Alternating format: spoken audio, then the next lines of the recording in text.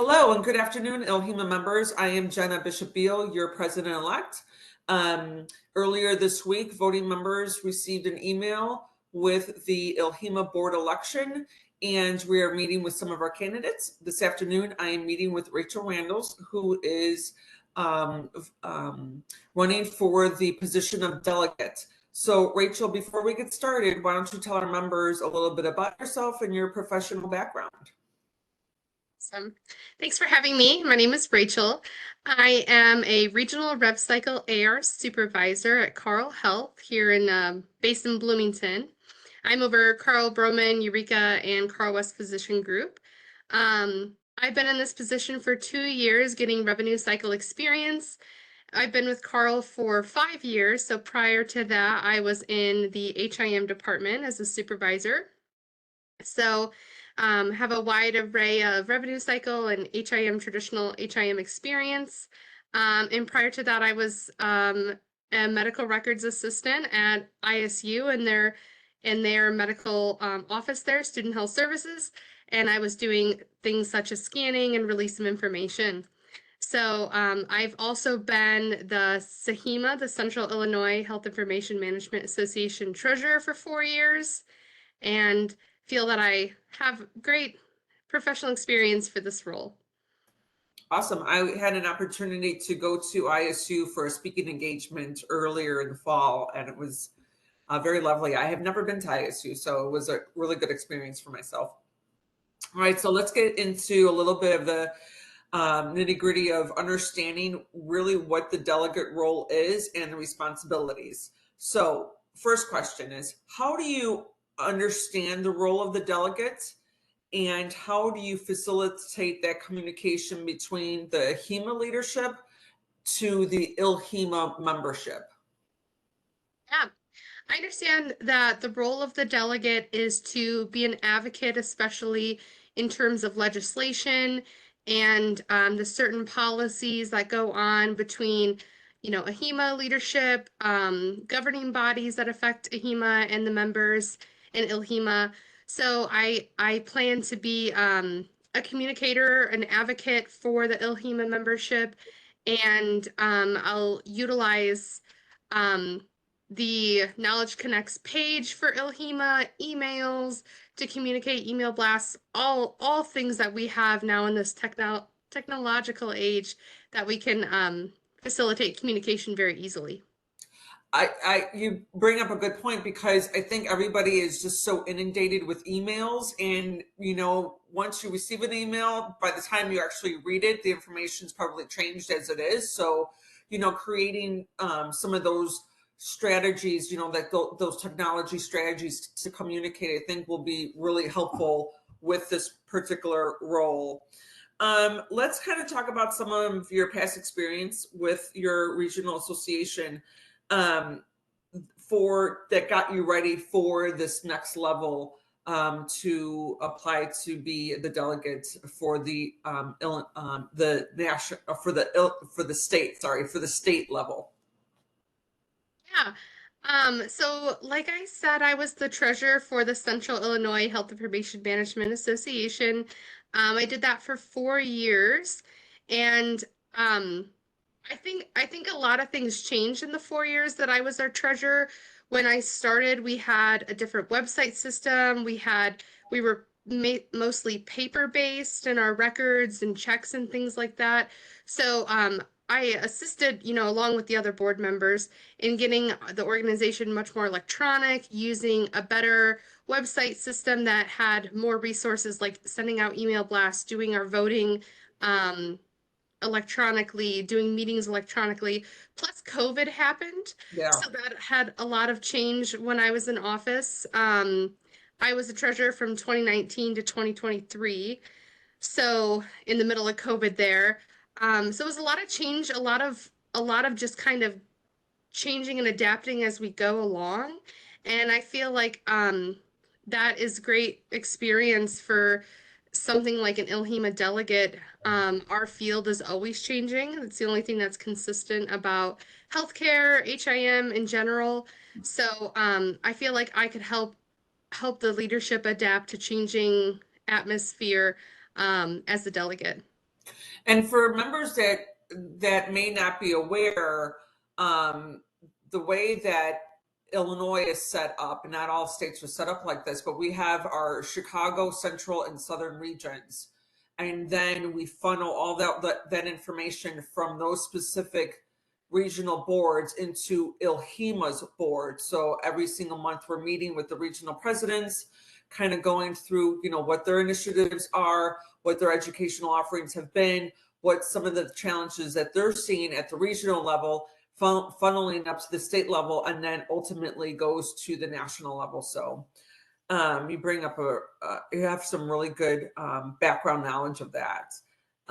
So what sort of methods will you use to kind of understand and represent the views of the ILHIMA membership?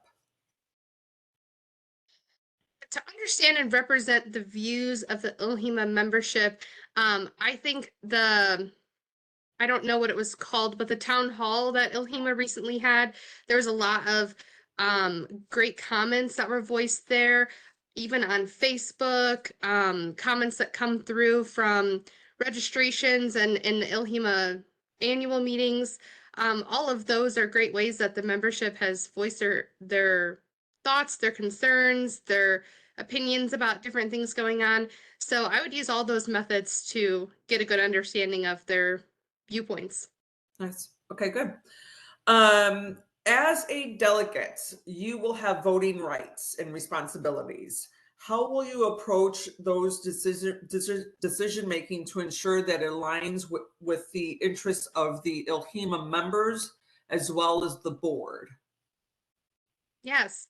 As a delegate, I would definitely make sure that I understand what the ILHIMA members want, what their, the majority vote is in certain policies and voting responsibilities, as well as consulting with the other board members. I think communication and collaboration with the other board members is really important, because I'm not, I'm representing all of them as well too if I become the delegate.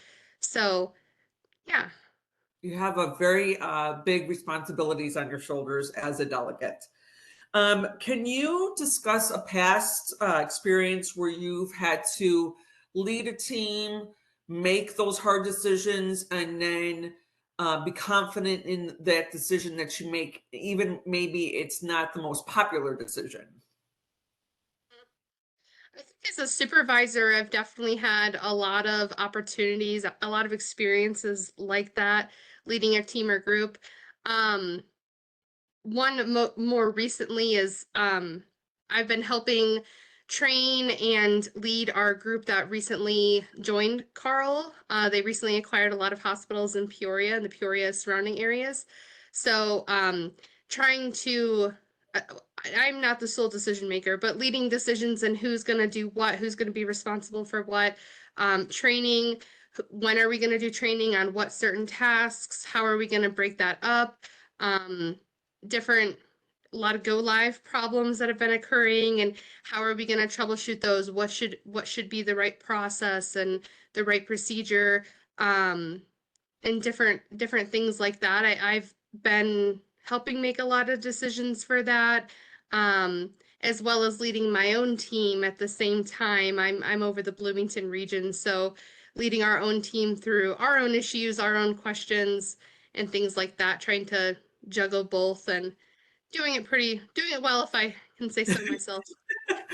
And if anybody has been through a acquisition, when you're merging multiple entities together and they're not aligned, I could assure you that there's a lot of challenges and decision-making issues and, scratching your head, like, how did we even get here? But yeah, that's probably the one beauty of our board is that all of us have kind of our own experiences with being in a situation like that. So we have kind of like this mental playbook of going back in your mind, like, okay, this is what we did. This is how, and, these were our challenges.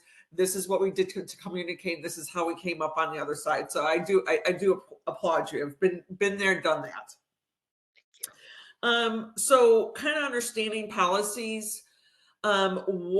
How do you stay informed with some of the current issues that are going on within the state, national level, and then the policies impacting HIM that are relevant to the ILHIMA members? Well, I'll be honest, most of the news that I see about current policies, issues going on, I read from AHIMA. I always read their email blasts, their newsletters that they send almost daily, um, as well as different Facebook groups I'm part of in the that I can network with other professionals in the field and see what other states are doing that way. Um, I also do, I'm not a member of AAPC, but I do sometimes look up, their own news articles, things that are going on. If I want to dive deeper into a certain subject, like AI is really interesting to me. I think that there's a lot of potential with AI. So that's been something that's intrigued me lately. Before this, I was talking to the candidate for the education director role, and we talked about AI. So do you have any inclinations that AI is going to do policy changes for an HIM department, or how do you see AI being integrated at a higher level with our departments in our industry? I definitely think AI is going to automate a lot of processes. Um, but I think it'll also bring forth a lot of new processes that we haven't even thought about yet. Checking, like double checking AI, and there's things it won't be able to do that requires a critical thinking level. I think that's like the downside of AI right now is it doesn't always have a critical thinking level to it that we probably still need to get AI up to that level if it's going to truly be used in all facets of healthcare. There's some easy things it can automate right now, but it just doesn't think the way humans do with that critical thinking level. That's exactly what he said too. Hmm. So it's interesting on the different, parts of of the same industry, but totally different roles and departments of how everybody's kind of thinking the same kind of concept. That, it will hopefully help with efficiencies and effectiveness because it could alert you to errors. For example, like if you have an error within the medical record that you can't release and it's not a clean release. So, what is the error versus having your specialist take all day to dive deeper into that medical record to understand what that true error is? So, that's what we discussed. So, it's interesting that you guys had the same type of mindset. So, before we wrap up, is there anything that you would like to tell our members? I just really appreciate the opportunity and everyone who's listening to me. And I hope I'm considered for this role. I think I would be a good delegate for all the members and serve on behalf of you guys. So just thank you. Appreciate it. All right. Well, thank you so much, Rachel. We do appreciate your time and have a great weekend. You too. Thank Bye you. bye. Bye.